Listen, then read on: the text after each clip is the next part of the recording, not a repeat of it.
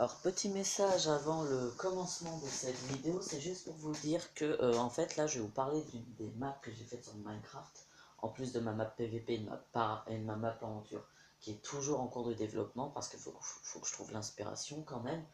Mais là, j'avais une bonne map que j'ai nommée Kingdom, et attention, éternuement. Voilà. Et en fait, Kingdom, c'est un peu un Clash of Clans sur Minecraft. Pour le moment, la map est toujours publique. Peut-être qu'au bout d'un moment, je la mettrai privée parce que je veux pas non plus qu'il y ait trop de monde dessus. Enfin, je la mettrai privée que quand, en fait, je vois qu'il y a beaucoup de monde qui va commencer à y arriver. Et le village que je vais vous présenter, c'est celui de Hercule02, qui est le premier à avoir été sur la map. Et en gros, je vais vous expliquer le concept. Bon, allez, je passe l'intro.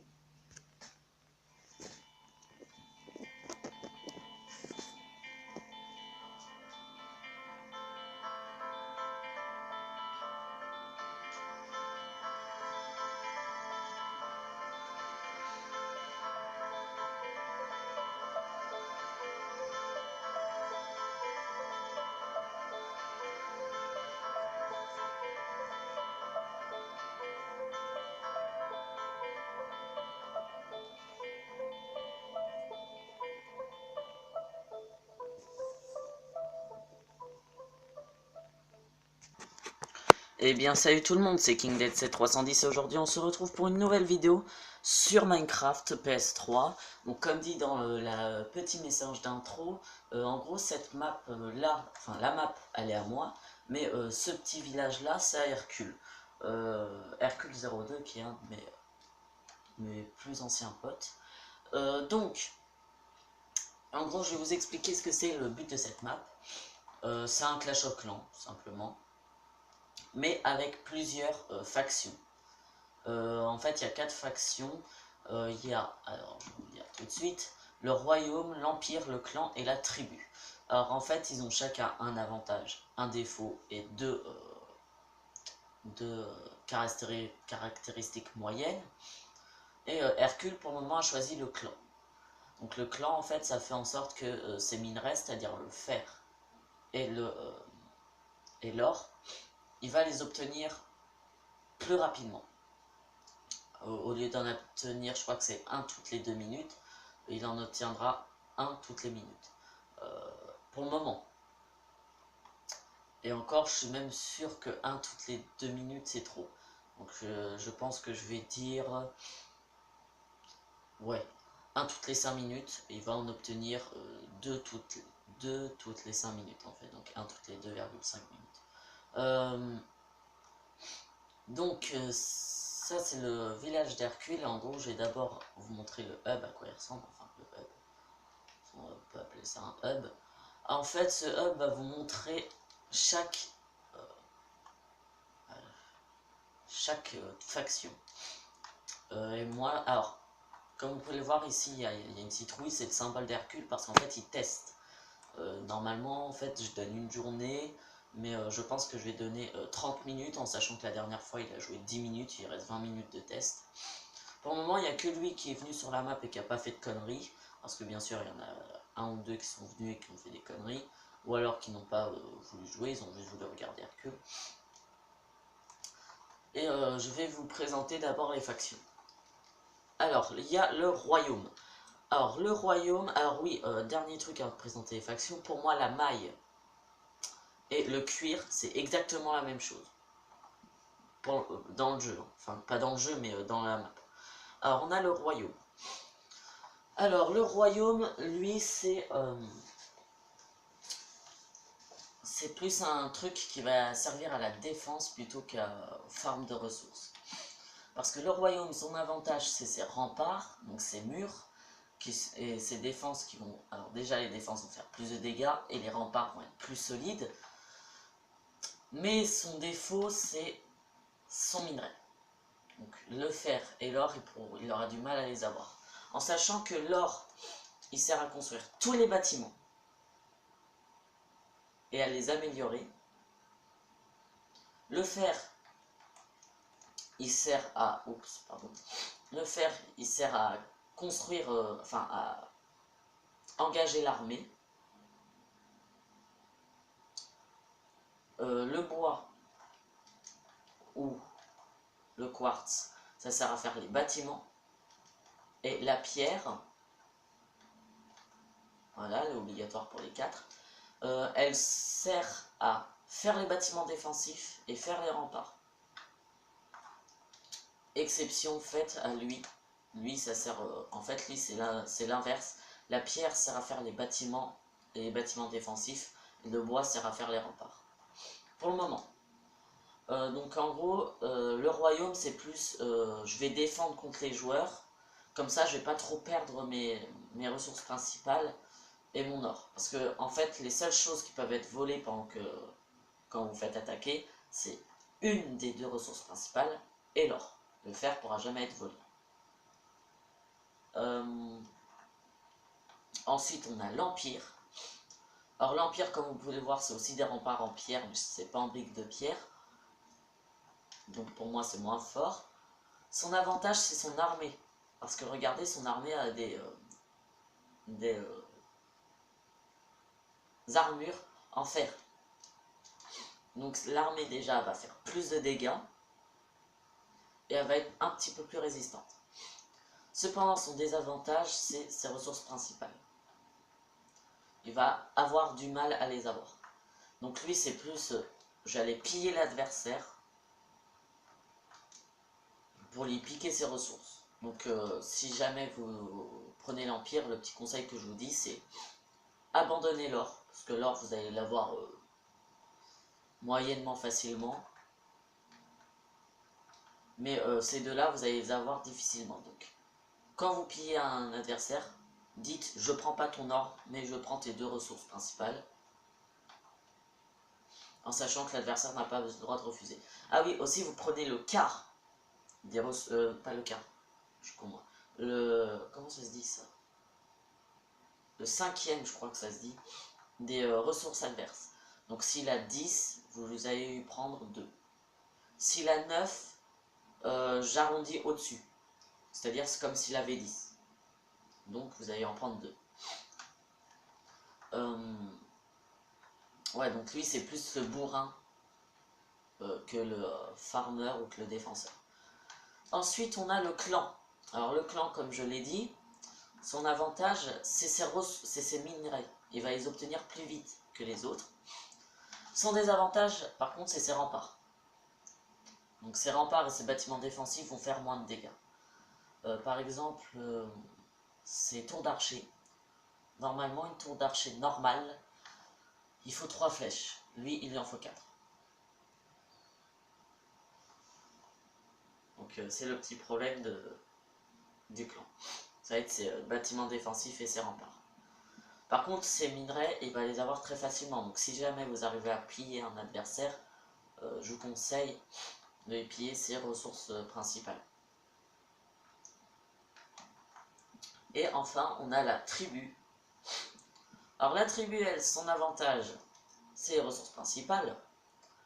Donc elle va les obtenir très facilement. Mais son désavantage, comme vous pouvez le voir, c'est son armée. Elle n'a pas d'armure. Mais il vous faudra quand même le faire. Hein. Il vous faudra quand même du fer pour former votre armée, parce que ça sert à former l'armée. Donc Hercule pour le moment teste le clan. Il lui reste encore 20 minutes de test et puis normalement c'est bon. Il devra prendre sa décision. Est-ce qu'il garde le clan ou est-ce qu'il veut changer et tester un autre? Parce que vous avez le droit à 2 tests. Donc c'est-à-dire si vous hésitez entre 2 trucs, vous pouvez tester les 2. Et par contre si vous hésitez entre 3 trucs ou entre tous les trucs, bah, vous pourrez tester que 2 choses. Vous ne pourrez pas tout tester. Donc c'est tout ce que j'avais à dire pour le moment. Alors là, qu'est-ce que j'ai noté? Ah oui, ça c'est quand vous achetez un territoire. Ça c'est pour moi. Parce que en gros, ouais, d'ailleurs je me suis planté. Normalement le dernier c'est pas censé être un puissance 5, c'est censé être un flamme. Et ça c'est pour les placerons des... Ah ouais d'ailleurs j'ai oublié de mettre la tête. C'est pour les placerons des soldats. Parce que bien sûr les soldats ça va pas être des mobs, ça va être des mannequins. Donc j'ai expliqué un peu. Alors, quand vous commencez, vous pourrez construire des trucs gratuitement. Et il y en a d'autres où il faudra farmer un peu. Alors, quand vous commencerez, vous pourrez construire votre hôtel. Enfin, c'est moi qui fais les trucs. Si vous êtes dans le clan, ça s'appelle un... Non, ça s'appelle toujours un bâtiment principal. Mais en fait, ça après, l'architecture, le style, on va dire, dépend de la faction que vous avez choisie.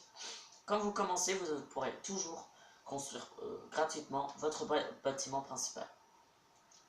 Votre mine de pierre, votre réserve de pierre, votre mine de fer, d'or, votre réserve d'or, votre mine de fer, votre réserve de fer, votre... j'ai oublié comment je disais ça, moi.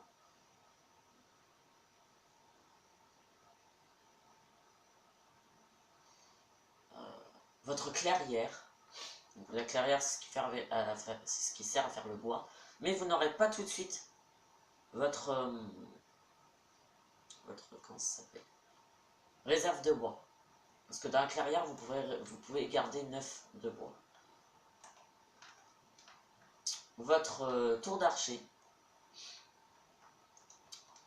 Et selon votre faction, un canon.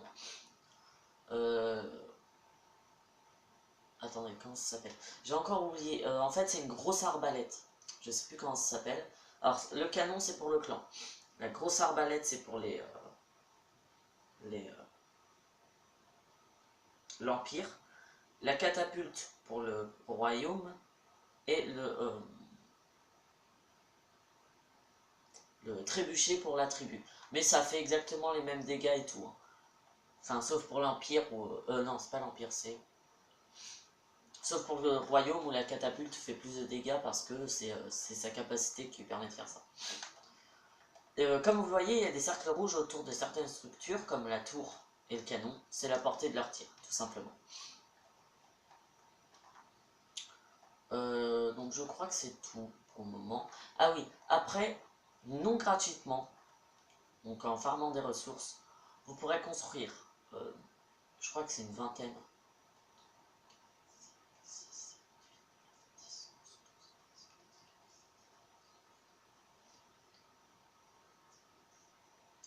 Oh là, il y a un problème.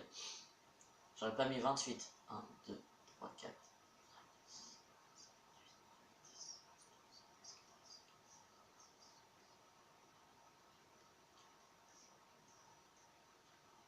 Non, j'en ai mis 29.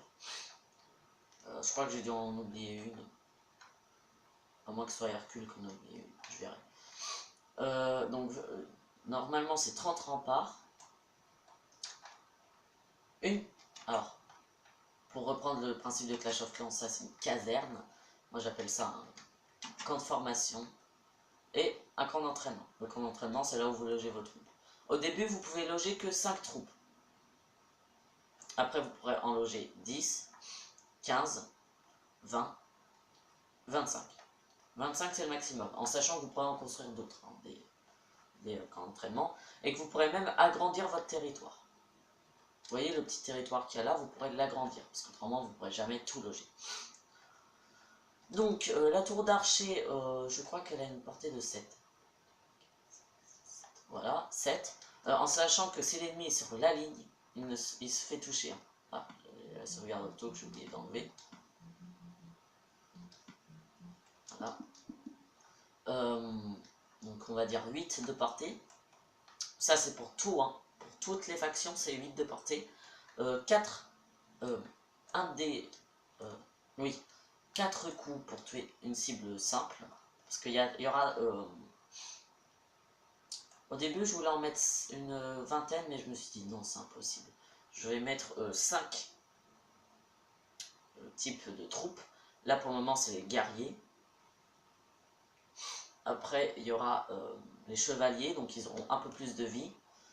Il y aura les archers, ils peuvent tirer à distance. Et les deux autres, j'ai toujours pas choisi. Mais je sais que j'en ferai 5. Donc la tour d'archer, 8 de portée et 4 de dégâts parce que c'est vous êtes dans le clan, vous faites moins de dégâts, normalement c'est 3. Le canon, moins de portée, je crois que c'est un truc comme là. Ah non, faut que je prenne de là. 6 de portée en longueur, hein. Autrement ça fait 1, 2, 3, 4, 5, 6, 7. 6 ou 7 de portée, donc 1 ou 2 de moins. Cependant, vous faites 3. Il faut mettre que 3 coups. Normalement, c'est 2 autres pour les, c'est 2 pour les autres. Et la catapulte, c'est 1. Donc voilà. Mais autrement, ça c'est 2 pour le royaume, 3 pour les autres et 4 pour le clan. Alors bien sûr, la tour d'archer est obligatoire pour tous. Ça s'appellera toujours tour d'archer. Donc pour le moment, Hercule, il a le minimum. Il a pas encore amélioré son bâtiment principal. Parce que vous pouvez améliorer les trucs, bien sûr. Hein. Et d'ailleurs, il lui manque juste à améliorer le bâtiment principal pour passer au niveau 2. Et pouvoir construire d'autres bâtiments. Mais ouais, je crois que c'est tout. Mais il me semble bien que j'ai oublié un truc. Hein. Je vais juste recompter. Là, j'en ai 5.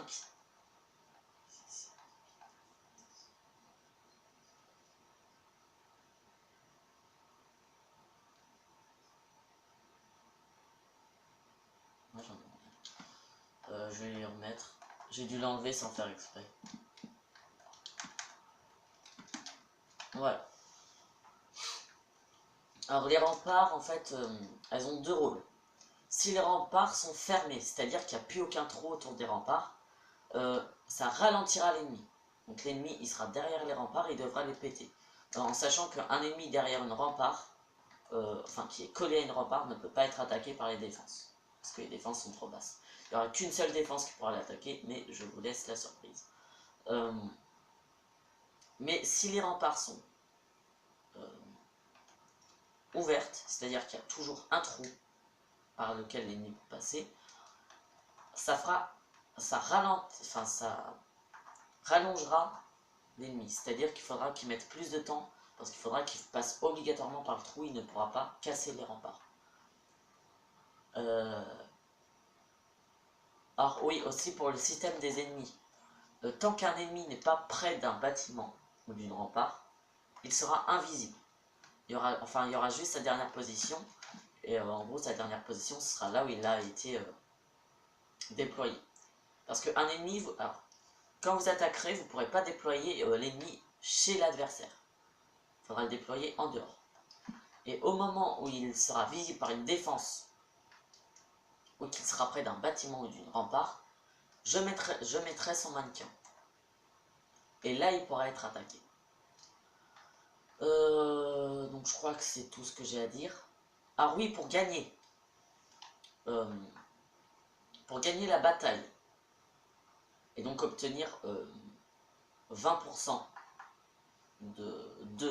des ressources ennemies, il faut détruire le bâtiment principal et au moins une défense. Par contre, si vous avez détruit toutes les réserves, vous obtiendrez 10%, c'est-à-dire un seul bloc. Et si vous avez détruit les mines, même chose, que les mines, même chose, hein, 10%. Mais si vous avez détruit les mines et les réserves, vous obtiendrez un truc comme... Ouais, aussi 20%, je pense. En sachant que ça compte comme une mine et une réserve, hein, de la carrière. Donc pour le moment, c'est tout ce que je peux vous montrer. C'est juste une présentation, hein, donc je pense que je sortirai une autre vidéo. Je sais pas. Aussi, bientôt je ferai mon vlog et il sortira soit à la fin de ce mois-là, soit au début du mois prochain. Par contre, si je sors si je fais le vlog un matin, enfin si je le fais au début du mois prochain, il y aura une journée où vous n'aurez pas de vidéo. Mais si je le fais à la fin de ce mois-ci, vous aurez une vidéo tous les jours. Ne vous inquiétez pas. Donc j'espère que cette vidéo vous aura plu. Si oui, laissez un j'aime, un pouce vert, un pouce bleu, appelez ça comme vous voulez. Enfin quoi que vous n'êtes même pas obligé, hein, c'est juste une vidéo de présentation. Abonnez-vous, ça me fait super plaisir. Et laissez un petit commentaire si vous avez des questions ou quelque chose à me faire remarquer. Allez, bye bye.